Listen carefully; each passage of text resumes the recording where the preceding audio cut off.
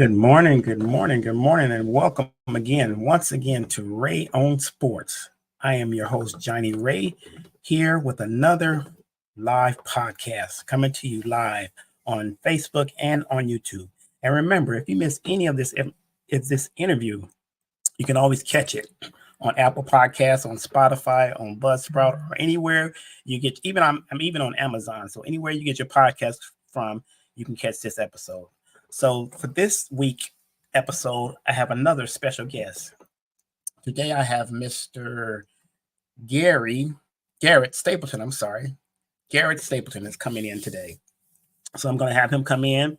We're going to talk a little bit about his new book called Fourth and Long, the Gridiron Parable, and some other things, whatever he wants to talk about. So as of right now, let's bring him in, Mr. Garrett Stapleton. Hi, how are you Good doing? morning, Thank you sir. very How much. are you? I'm doing very well. Thank you for having me. Thank you for being here, sir. I appreciate it. So Mr. Stapleton is a first-time author who surprised himself by accomplishing his dream. He is grateful for the support he has received along the way. He's currently working on his second book and is a retired 23-year-old veteran of the Boston Fire Department. He was raised in South Boston, Massachusetts. He has a deep love for sports, and in his book, Fourth and Long, a Gridiron Parable, he used football as a vehicle to explore life's challenges and triumphs. He has two daughters, Courtney and January, four grandchildren, Max, Summer, Lennon, and Rowan. Writing for him has been a rewarding process, and he found a formula that works. So, Mr. Stapleton, welcome to the show, sir. Thank you. It's my pleasure being here. I'm going to enjoy this very much. All right. So, just to give us a little, if you want to give us some more background on you as a person and as your career. Yeah, I was a Boston firefighter for 23 years. My father was the commissioner of the Boston Fire Department back in the 80s, and he pointed myself and my brother in that direction. And being a firefighter is a very rewarding career. It's you just don't question that you're contributing something to society because you know you are. And people look up to firefighters because firefighters provide solutions to horrific problems. So they are admired for that. And I kind of chuckle when people say to me, we're running out of a building and you guys are running in, you're crazy. And I try to tell them that, you've been wakened in the middle of the night to one of the worst nights of your life. We're coming there expecting this and we're dressed for it. We have tools for it and we have ways to handle it. So I never really looked at the job as, crazy guys running into a burning building. I just looked at it as an exciting job. And, you get friends from all over the country that are other firefighters. You go to conventions, things like that. And it's a unique situation that it really can't be explained to someone unless you're actually performing the job yourself. But you're very close to your coworkers, and there's a brotherhood there and a sisterhood there that lasts beyond the years that you're on the job.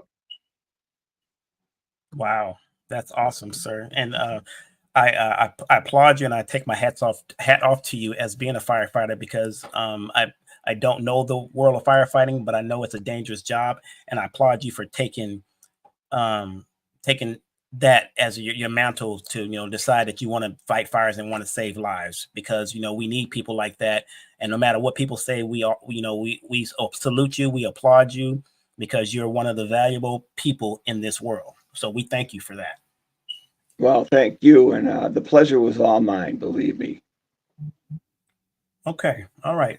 So let's get into and you have a new book out called Fourth and Long, a Gridiron Parable. I just want to let you know that I did order the book and it's on its way, so I should have it by Friday because I read a little bit about it and it looks awesome. So I'm looking forward to reading it. For those who don't know about the book, it's a fictional tale of Matthew Gordon, a high school freshman with Down syndrome. Initially shunned and bullied, he manages to find acceptance and admiration in the most unlikely place, simply by being himself. So for those who want to get the book, I guarantee it's a good read. I haven't got it yet, but when I get it, I will share it. I will share my comments and my views on it. But I think it's going to be an amazing book. So, Mr. Stapleton, what inspired you to write the book in the first place? Well, first of all, thank you very much for saying that. I appreciate it, and I appreciate you ordering the book, and I do hope that you enjoy it.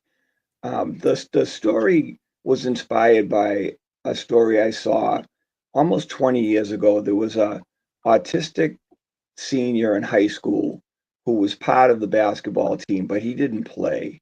And since it was his senior year and it was the last game of the season, the coach decided to dress him and maybe put him into the game. So as things played out, there were about 4 minutes left in the game, and sure enough, the coach put him in, and he turned into LeBron James. He just started throwing up shots from all over the place, missed a handful of them before he found his range, and then didn't miss any. And he ended up scoring 20 points in the last 4 minutes of the game. He was the leading scorer of the game. And when the game ended, they all ran onto the court and carried him off in a triumph.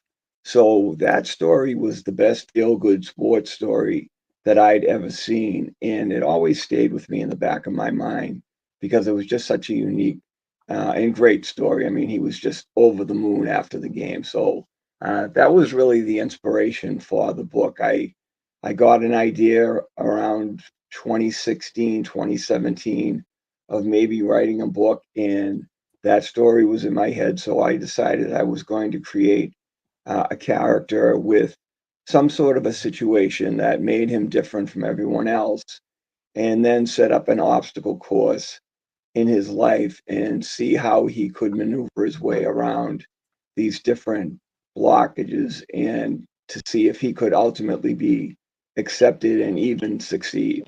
So that's where the idea came from. Wow. Okay. Wow. That's awesome, sir. That is very awesome. So for my viewers, can you share your writing process and how do you manage to stay motivated? My writing process was first thing in the morning, a big cup of coffee and right to it. And I'm not, this is my first book. I am working on a second one, but this is my first book.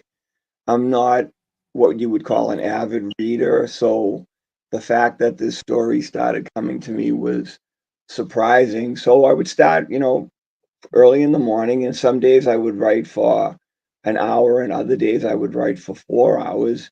And I just had this story coming to me. It almost felt like an out of body experience. I never sat down to a blank screen and thought, oh, what do I do now? It just, the story was just there. It was almost like someone was sending it to me. And after I wrote the first couple of chapters, my brother had written a children's book back in the 2000s, and my father had written 11 books about the Boston Fire Department. So I gave them those chapters, and I was only interested in, was the writing good enough? I didn't want to embarrass myself. And of course, I wanted their approval, but I wasn't that concerned with whether they liked the story or not. I just wanted to know if I was presenting it in a professional way. And it's so important to have someone in your life that is your champion, your family behind you. If you're lucky enough to have a good family situation and they champion your cause, that means so much to anyone.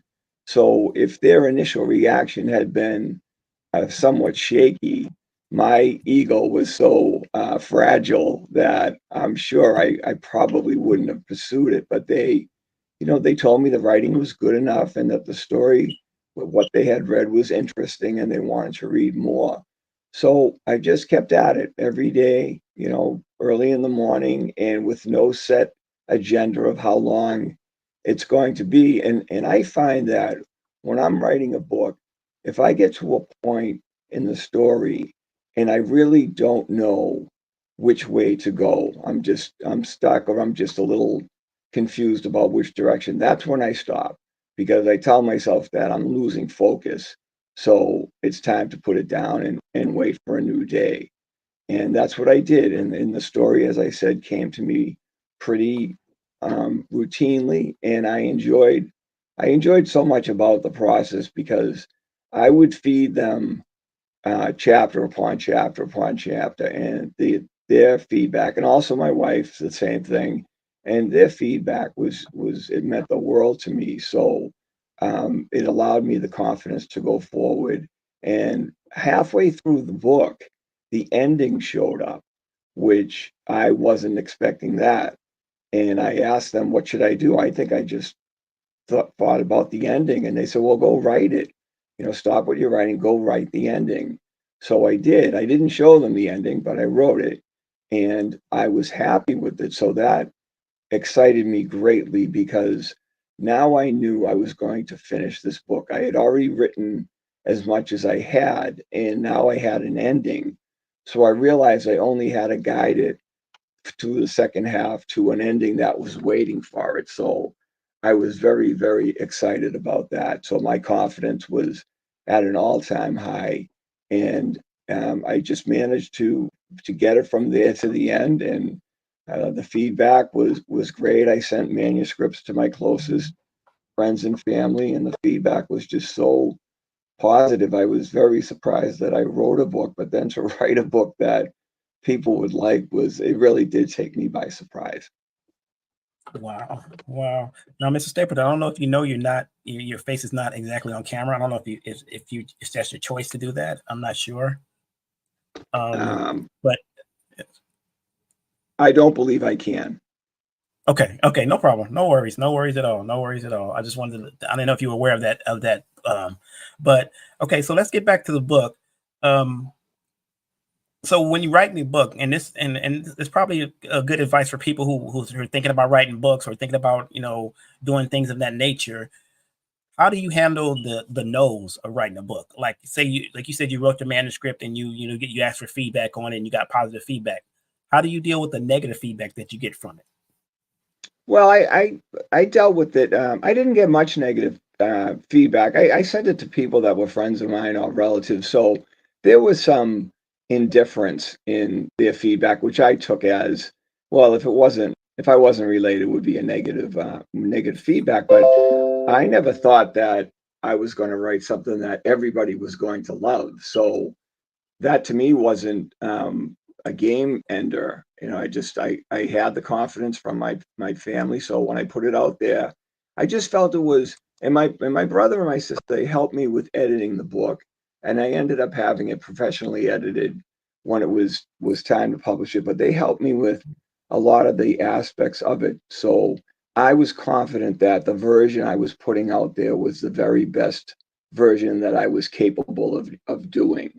So any kind of feedback that came back that wasn't, positive or glowing, I just took that with the same grain of salt that I took positive feedback with. That, I'm so happy that people liked it, and oh, if they didn't like that, well, that's okay.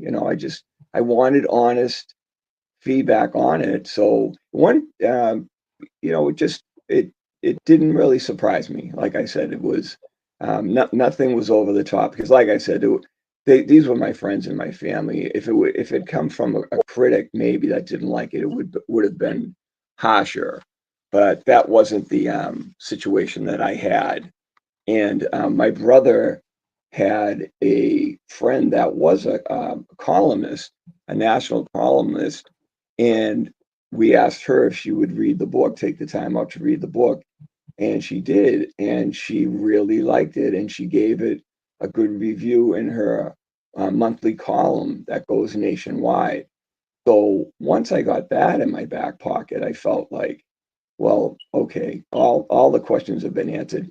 People will like it, people won't like it. I had it on a Amazon book club, and I had over 200 reviews on the book, and it averaged out to 3 out of 4 stars. And some of the reviews were, the 4 out of 4 stars were just so over the top that I was just shaking my head how much it was enjoyed. And then the ones that didn't enjoy it, they said the same thing. There were aspects of it that they didn't enjoy, or the fact that they didn't know much about the subject matter, which is football, high school football, or Down syndrome, which we know is a disability that you're born with. So I had people saying that, like I wasn't really interested in the football aspects and stuff like that. So that was fine with me. It's to each his own, really. Okay, sounds good. Yeah, because I can say that sometimes negative feedback can be positive, because people give you negative feedback, but somebody will read that negative comment or whatever it is, and they'll want to get the book just to see what the negative comment is about, or they want to, see what it's, research more about it. And they'll say, well, why is it negative? What's so bad about it? And they'll get the book just in case, I'm to sorry, say. what was the question? I'm sorry. I'm sorry. I says on the negative feedback. I think we lost you for a minute, but you're back. Hello? On the negative can you hear me, sir? Hello, sir. Can you Oh hear me? boy, I think I lost you. No, I can hear you. Oh, wait a minute now. I see you, but hold on. On it. I can see you now, but I can't. But we're not. We've lost connection here. I don't know what happened. We're having just a little technical issue. We'll be back on Radio on Sports. We're just having a little technical issue with the audio, but we're good. Okay, so we lost Mr. Stapleton for a minute. I'm sure he was gonna log back in. We're talking to Mr. Garrett Stapleton about his book, Fourth and Long, a Gridiron Parable, which is available on Amazon, Barnes Nobles, and Google. Hopefully, we'll get him back on there. But in the meantime, while we're waiting on him to come back, let's talk some NFL. Since he's not here right now, let's talk NFL football. There he is. Okay, he's coming back in. Hold on 1 second. Let me bring him back in. Sorry, are you there? I am. I don't Okay, know there what I you did. go. I don't know what I did wrong, but I am. Okay, we're good. We're good. No problem. No worries. No worries. So what we were talking about was the like you say, you get the negative feedback. For some Yeah. people, negative feedback is positive because people want to know why the negative feedback, why why was it so bad? So they'll go out and buy the book, or they'll go out and look at it just what I mean, just to do research and say, well, why did we get negative feedback? And they might have a positive impact on it. So to me, I think negative feedback grows you and helps you get better at what you're doing. What do you say about that? No, I agree with that. I mean, I did take some things away from it, from some of the negative feedback. There was one portion of the book where a player got injured, and then he came back into the game. And as I was writing it, I was writing it as him um, playing despite all the odds against him. He wanted really to come back in the game. And someone wrote on their review that this is what's the problem with sports in general is here's a player that was injured, and now you're putting him back into the game. So for that person reviewing it, that was a negative aspect of the book. That was the only one I received like that. But when I read that, I just thought to myself, I never really considered that situation. The injury itself wasn't major, so I just didn't really dwell on that. But someone else obviously did, and so it didn't really change anything of how I finished. The book was finished, but it did make me think a little bit. Well, yeah, there is a different side to this that people could say. Once you are injured, you should never go back into a game. So that was something that I took away from a negative review. A few of the reviews were funny because they came from Europe, and football is soccer around the world. Right. So Right. I have reviews from someone that said, I bought this book and thought this was going to be about football, but now it's about American football. So I hadn't thought of that either, but I got very good reviews from people from Europe that one woman wrote, I had no idea what I was going to read because of my misconception of what this was about. But when I read it, it was described very well, so I understood what was going along through the book. And football is the vehicle that drives the book, but I didn't want football to dominate the book. So I had 11 games throughout, and I just took an overview of most of the games. and only got a little more specific on the important games. But even those games, I didn't bog down with minutia about football. I generalized a lot of situations because I felt that I want someone to be able to read this that's a non-football fan and still be able to take away from it. And if you are a football fan, you might enjoy it a little more because of your familiarity with the sport. Wow. Yeah. And that's that, and I believe that's good because, like you said, there are a lot of people who are not football fans that can understand the book. When people see the title, they say fourth and long, first, the first thing they do is go to football. For football fans, they go, oh, it's about football. But when they read, I'm sure when they read it, they say, oh, it's more about the story of this one kid than football. His struggles or how to deal with what he went through to make it on the football field. And I think that's an awesome story to tell to anybody, for anybody who's dealing with it. I think it's a very encouraging story for anybody who wants to read it. To me personally, like I said, when I saw the link, when I went to your site and I looked at the link, I'm like, oh yeah, I'm gonna go ahead and order it because I need to see, hear more about this because that's an awesome subject. And for those who want to get the book, you can always go to GarrettMStapleton.com, go to his webpage, and there's a link there. Like I said, it's available on Amazon, Barnes & Noble, and Google Books. But if you want to go to his website and find out more about it, you can go right there to GarrettMStapleton.com. Now, Mr. Stapleton, let's talk about your experience as a Boston firefighter, because I was from the East Coast for a little bit. I can say I was from the East Coast a little bit. I lived out there for maybe 6 years in Hartford, Connecticut, but I can hear the Boston in you. If that makes any sense, I can hear the Boston thing in you. So talk to me about being the Boston firefighter.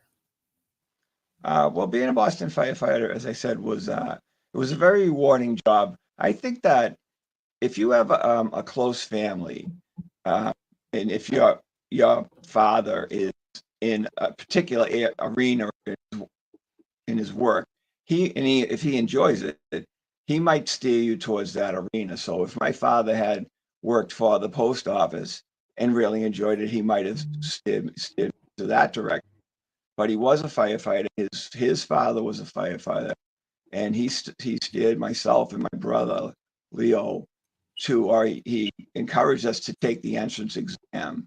So we did, and then we both scored high enough to be hired by the fire department. I had no experience in firefighting at all. My father was very accomplished, but I didn't anyway, really realize that because he never brought the job home with him. He never came home and talked about the fires he experienced and some of the precarious positions he was in, things like that. He never talked about that stuff. All he ever talked about was the humor between the firefighters. And he told me he was on the job at that point, he was on the job for 30 years and he spent 15 of them laughing.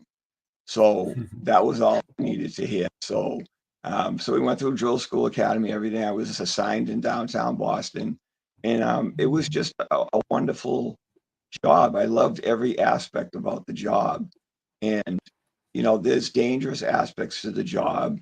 And I'm not saying I love to be in a dangerous aspect, but they train you to perform your job in those kind of situations.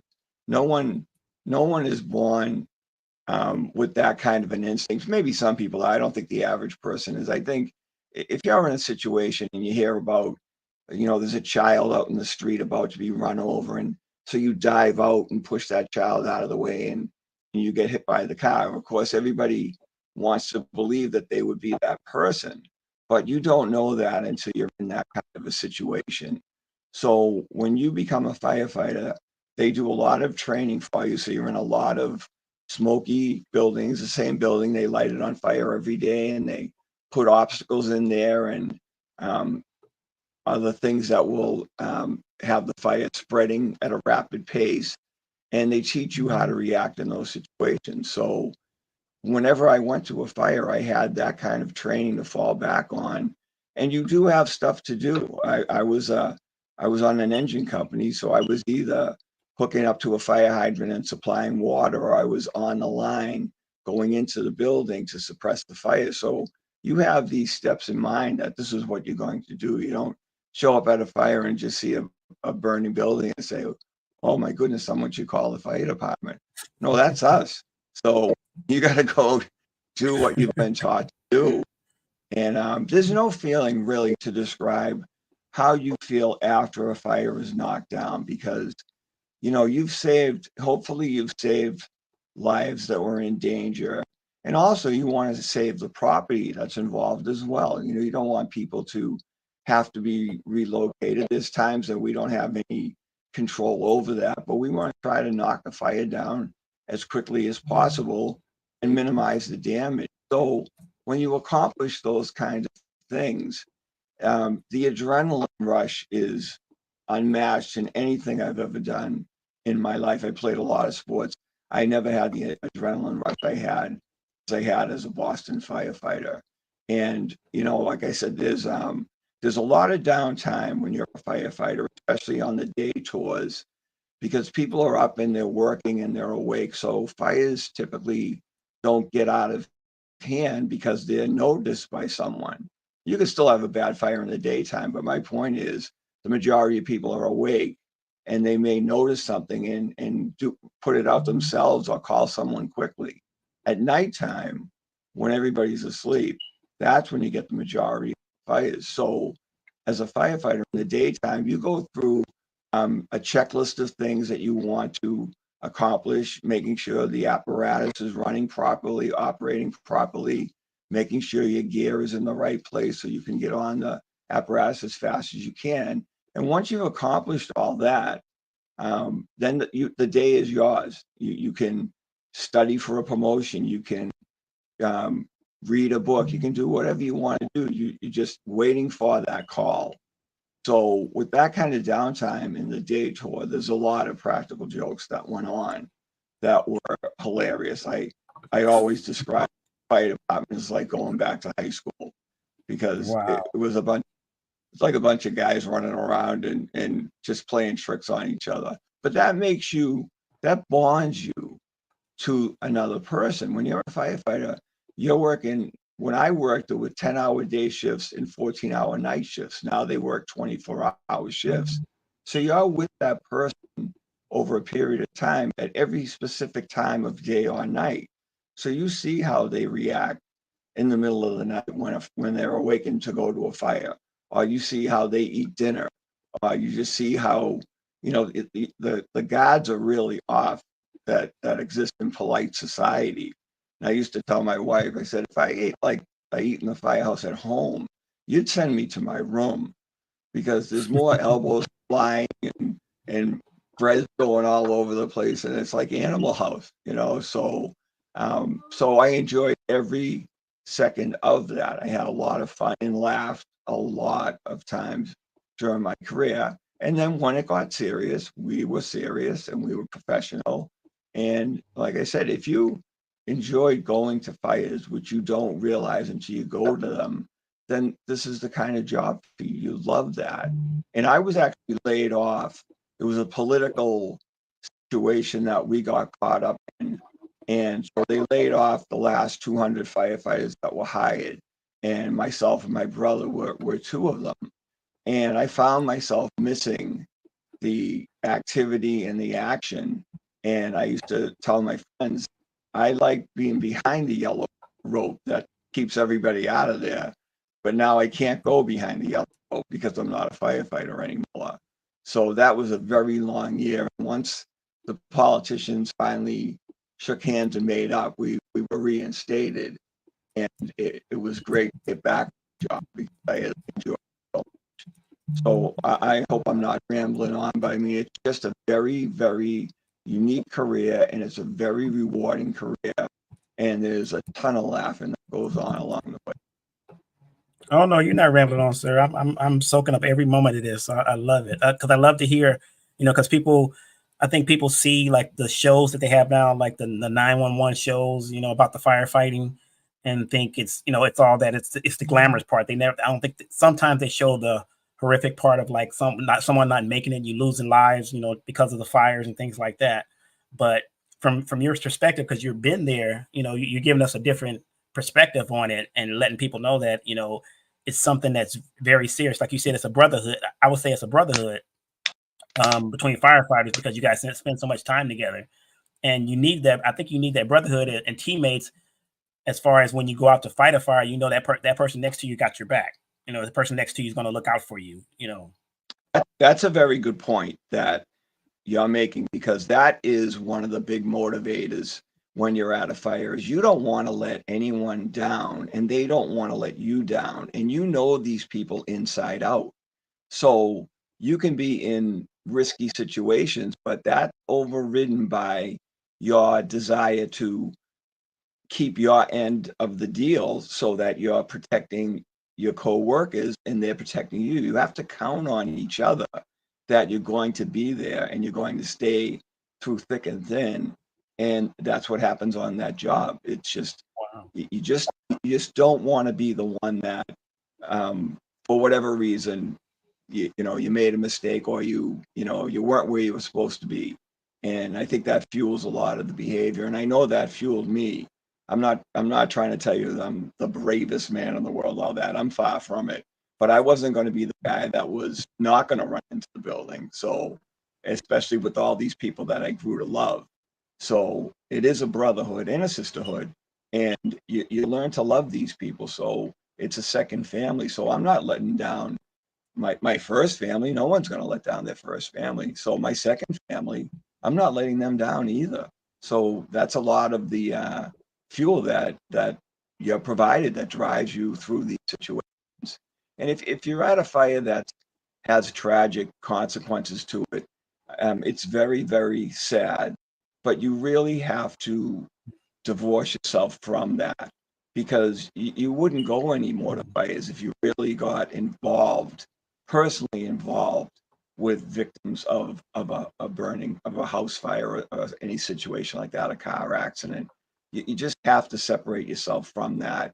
And it's just a fact of life. Wow. You can't internalize every situation you go to. You drive yourself crazy. So you're compassionate on one hand, but then once it's all said and done, you just have to be on to the next one, and just move on with your life. Wow. Wow. That's deep. That's deep. And I've heard that from, different people in different professions saying how, you want to be compassionate, but it's on to the next job, or it's on to the next fire. It's on to the next thing. But you feel compassion at that moment for that family, for that person who lost whatever it was. But you have a job to do. In the back of your mind, you got to say, I still got a job to do. I still got to move on from this. So, talk to someone. Have you had, or let's put it like this: have you had anyone in your fire department who just took it to heart too much, and that came in and said, you know what, I can't do this anymore. It's just too stressful for me, or No, the I or never, the I never emotional stress was too much for them. Have you had anybody like that? No, I never ran Okay. into that. I mean, there were situations where you know, someone would be rattled. I might have been rattled at the end of a fire or something like that. But it's such a family. When they come back instinctively, everybody knows what page they're on. So if someone was struggling with something like that, there'd be someone right there to, if they wanted to talk about it, they wanted to tell them, what had upset them so much and things like that. And it was a lot of experience that was in the fire station with you. So you could share those experiences, and you could understand that experience, and then help someone to overcome that. But I really didn't find that on a major level. You really are overwhelmed with the gratitude from the public. It's very rewarding. I mean, people, there's a term for people that want to come and watch a fire. They're called sparks, and anybody can be a spark. I think you're born with it. Really? And and if there's a fire, so some people just like to watch fires, and so we'd have politicians, we'd have dignitaries, we could have anybody show up to watch a fire at 2 o'clock in the morning in downtown Boston. So um, so they were always there. So they would, especially the younger ones, they would want to be a part of it. Now, obviously, they can't be a part of it, but when the fire is all knocked down, all said and done, we have to put away our equipment, And for an engine man, you have to roll up the hose. You may have run 10 lengths of 50-foot hose for 500 feet of hose to reach the fire and put the fire out. So afterwards, you have to break them down and then roll them up in donut rolls, put them on the back step and bring them back to work and change it out for drier ones. So the sparks would stand there. And I remember one fire, one of them came up to me and said, would it be all right if we rolled up the hose for you? And we all looked at each other like, absolutely, So we were like, yeah, that would be great. That would be great. And they left that, I'm sure that made their month. They left there feeling like, they had actually contributed to helping take care of a fire, So that to me was really, and I mean, we had a very famous conductor in Boston, and he would come to a lot of fires. And at first I was really thrown by it, but then I just got used to seeing him there. It's just something that people are born with, that they are attracted to fire, and you'll see stuff in entertainment, a fire breathing dragon or some kind of a pyrotechnic situation if you go to a show or something like that. And people are mesmerized by that aspect of it, and some much more than others. So you'd see that at almost every fire. There'd be a crowd of people that would come just because they wanted to watch it. Wow. Now, see, I'm over here in California, so I don't know if you know about the fires we're dealing with. We're dealing with the brush fires. Yes. And the mountain. There's one called the airport fire, and I'm actually about 40 miles away from that fire, 40 to 50 miles away. So from my house, I can actually see the clouds, the dark clouds and things like that, because I'm up in about 50 miles north of LA. It's called a place called Antelope Valley. And so we can see the smoke from here. And we've had fires out here too as well, in the brush, because of the brush area out here, because of different factors that have been in, people started fires. People have thrown things out of their car in the brush. They don't think it'll start a fire. And, people have been evacuated. Thank God we have never been evacuated from our home or anything like that because of a fire. But how do you deal with a fire like that? Or have you dealt with a brush fire of that magnitude? I've dealt with a couple of brush fires, but nothing of that magnitude. And I really respect, above and beyond, in the fire department, firefighting service, the people that are fighting those kinds of fires, because they are extremely dangerous. The fire will cause a wind itself, so the fire can turn on a dime, and you might be in a situation that you think is tenable, and all of a sudden it's not. And I know that they're lugging all this equipment hundreds of yards, and they're working their way through brush and all sorts of obstacles. The heat out there, like everywhere else, it's warmer than it used to be. So when I watch that on television, I just have so much respect for them.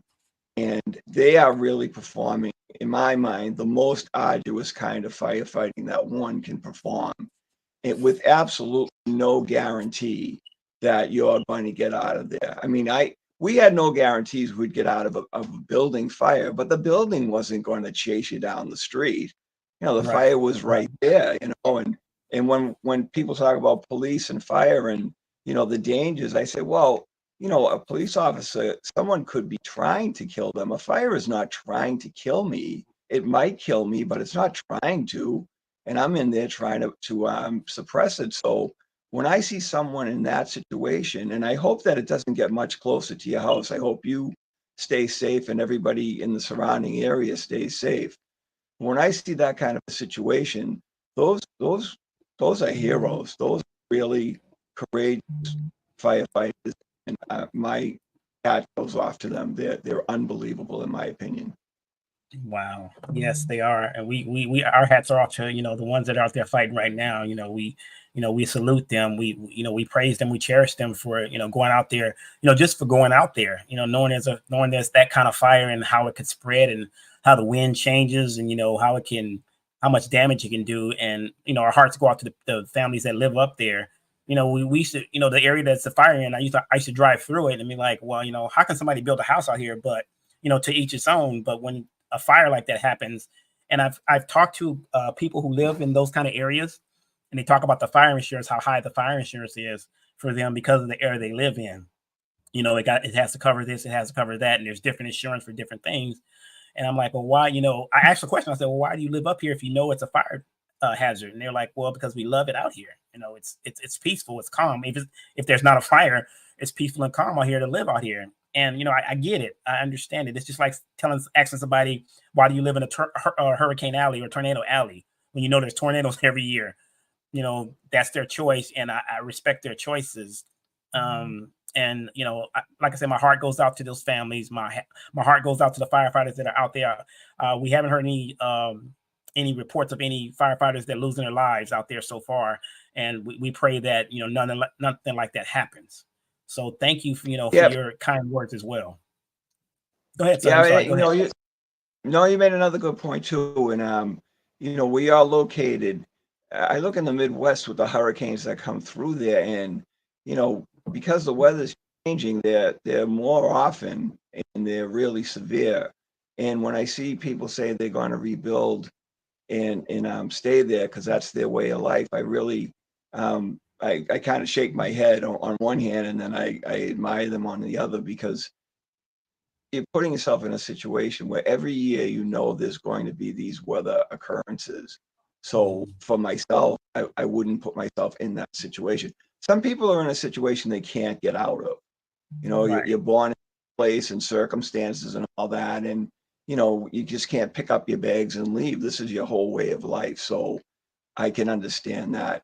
But when I see that on the news, when I see the storms, and I see the different weather patterns now, like the storms that come in, the tropical storms that used to always go south of the United States, they're starting to really hit Florida a lot more than they used to, and higher up. And we used to always kid that I'm from the Northeast, so cold winters and stuff like that. So everyone would, when I retire, I'm heading to Florida.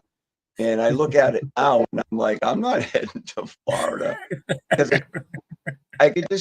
you look at the weather forecast and the amount of rain that's coming down in places that don't typically get a lot of rain. I went out to Las Vegas years ago, and their forecast was for 1/4 of an inch of rain, and they have no drainage there.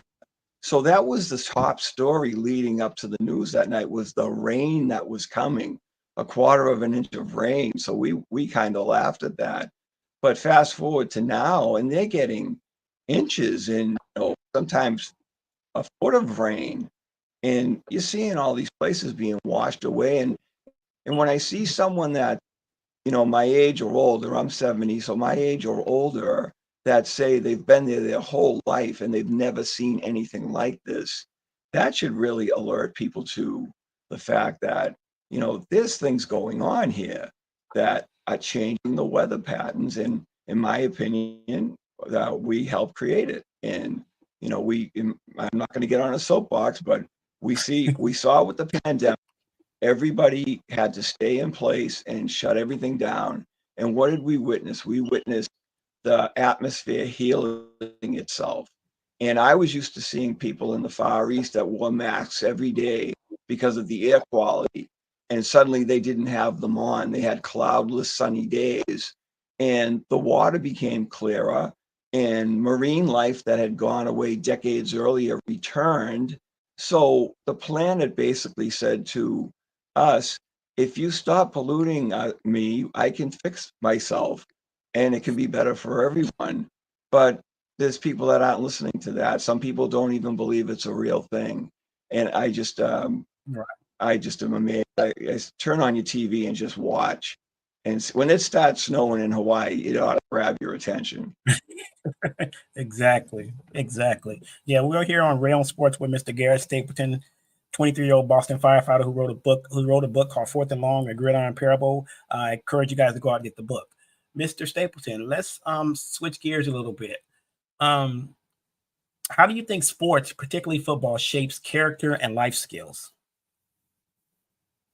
Well, I think sports. I pick sports for this because of the size of people that are involved. You usually have about 45 players on each team, so you've got 90 football players, high school kids.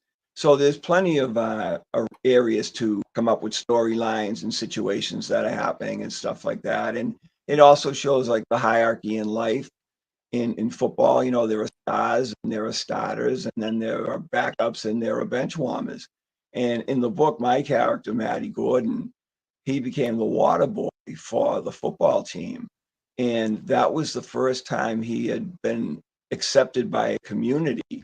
And he really bonded with the bench warmers because they were getting the verbal taunts from the starters if the starters were having an off day. So that was the first time that he witnessed someone other than himself being made fun of. So he really could identify with them. And they accepted him immediately. And the rest of the team warmed up to him over a certain period of time. So he actually found a place for himself in high school. He was having so many problems. He was being bullied. He was being picked on. And he wanted nothing to do with high school, just wanted to get out of there. And now he found acceptance. So particularly in football, I picked it for that reason. But in sports in general, I mean, sports is like life. You know, there are people that will perform better than you, the same as you, and not as good as you or as well as you. So it just shows you the dynamic of what life is. And I feel that if you do play any kind of a competitive thing, I used to play a lot of chess when I was younger, and losing in chess would be devastating to me. I don't know why it would be. I wasn't very good, but you know, you just learn real world things. You know, everybody, if you have a good family background, they try to protect you and keep you as safe as they possibly can, and encourage you and try to be optimistic. You have to go out into the real world and find out what it's really going to be about. And I think sports is a real answer to what society is like. You know, it's from people are coming from everywhere with different talents, and they're performing to the best of their ability. And sometimes they fall short of their goals. And sometime in life, you might fall short of your goal, but that doesn't mean you should stop trying to attain it. It should help you become more determined to find a way to succeed. But it really, in my opinion, sports showcase what happens every day to people in the real world. Wow. Wow. That's awesome. That is awesome. Wow. I mean, there's some rich things they call them, I guess they call them rich nuggets that you're dropping on people today, you know, and I Well, appreciate you for taking time. Yeah. Go it ahead, was sir. I'm funny, sorry. guys.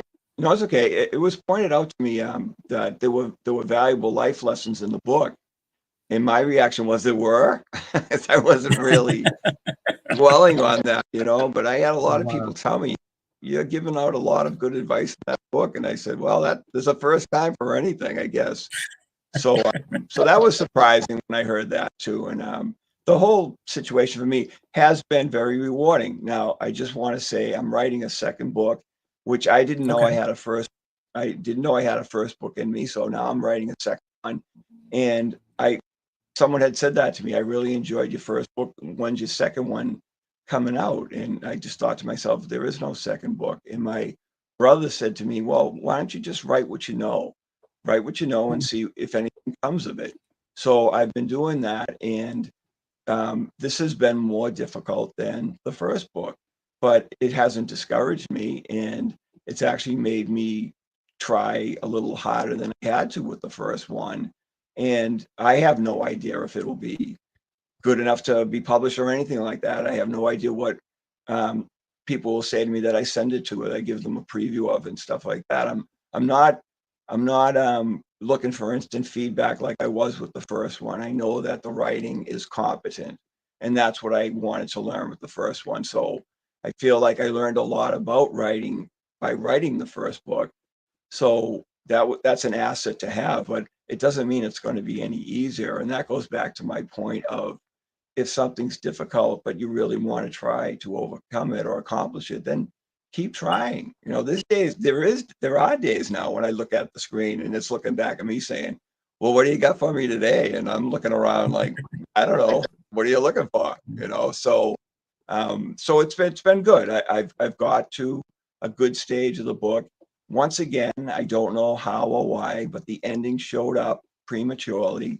and I stopped and I wrote Wow. the ending, and I am happy with the ending. So even though it's a more difficult path, I have the confidence that I'll be able to finish this because that same thing happened for a second time. So I would consider myself lucky like that. And maybe that happens to people, maybe it doesn't, but I just feel lucky that lightning has struck twice like that.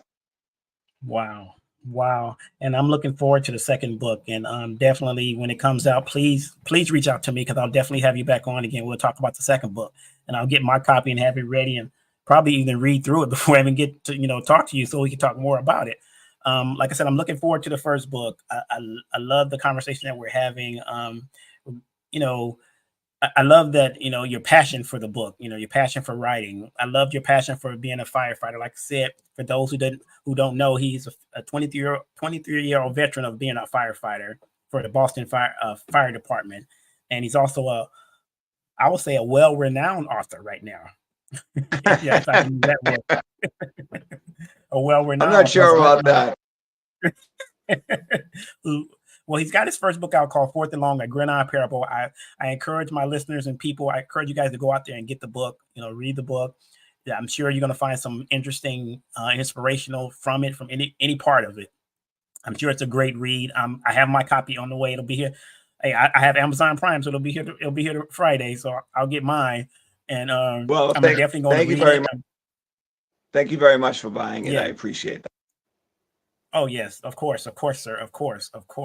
So, before we go, is there anything else that you want to leave with the listeners before we sign off for today?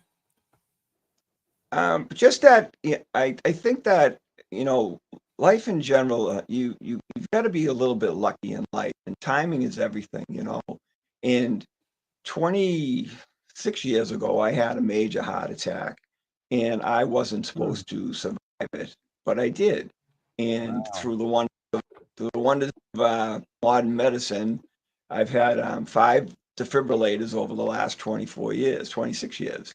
So I consider myself a very lucky person. So, the day-to-day things that would normally bring you down, I really don't dwell on them unless they're really important. I would just say, don't sweat the small stuff.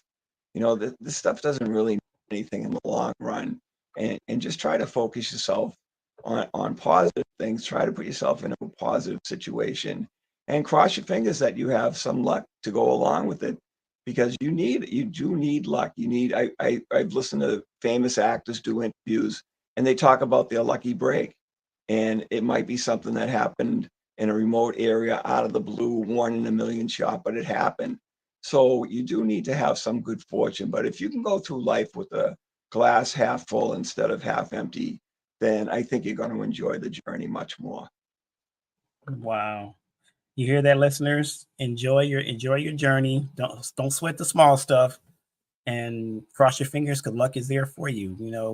Mr. Stapleton is one example of a blessed person who has been through it. To me, he's been through a lot, and like he just said, he's been through a heart attack, and he's still here to tell about it.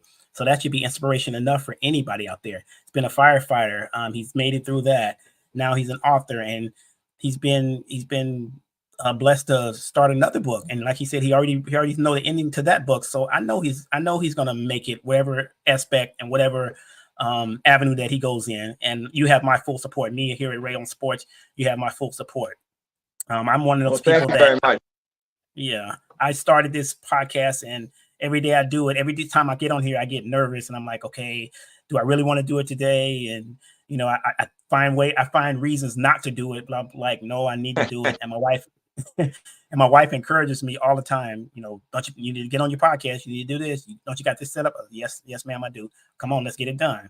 And once I get here and I have refreshing guests like you and inspiring guests like you, it makes me more inspired to keep doing what I'm doing. And it tells me that I'm doing the right thing.